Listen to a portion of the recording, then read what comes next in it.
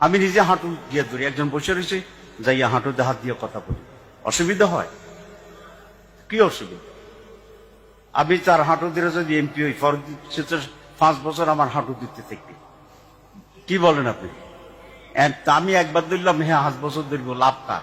আমি আমার নেতাদেরকে, আমি আমার কর্মীদেরকে বলি, 12 তারিখ থেকে না, আপনারা 13 তারিখ থেকেও আগামী 5 বছর জনগণের পা ধরে থাকবেন। তাদের আরেক নেতা, যার বাড়ি কিনা কুমিল্লা জেলায়, সেই নেতা কিছুদিন আগে তাদের এক দলীয় সমাবেশে বলেছে তাদের কর্মীদেরকে যে 12 তারিখ পর্যন্ত আপনারা জনগণের পা ধরবেন, তারপরে বাকি পরবর্তী 5 বছর জনগণ আপনাদের পা ধরবে।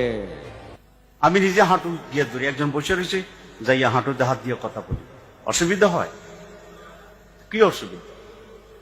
আমি তার হাঁটু দিয়ে যদি এমপি হই, 5 বছর আমার হাঁটু দিতে থাকবে, কি বলেন আপনি?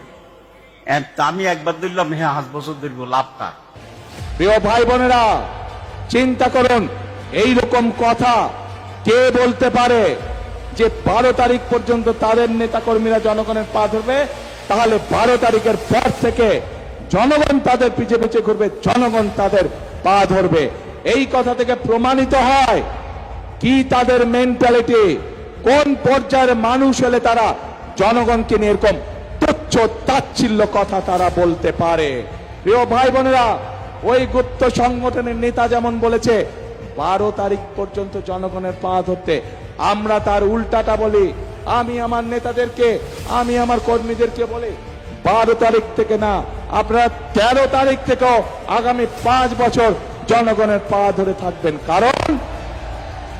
কারণ আমরা দেখেছি জনগণের শক্তি যার পিছনে না থাকে, জনগণের সমর্থন যার পিছনে না থাকে, তার পরিণতি কি হতে পারে 5 তারিখ 5ই আগস্ট আমরা সমগ্র দেশবাসী প্রত্যক্ষ করেছে।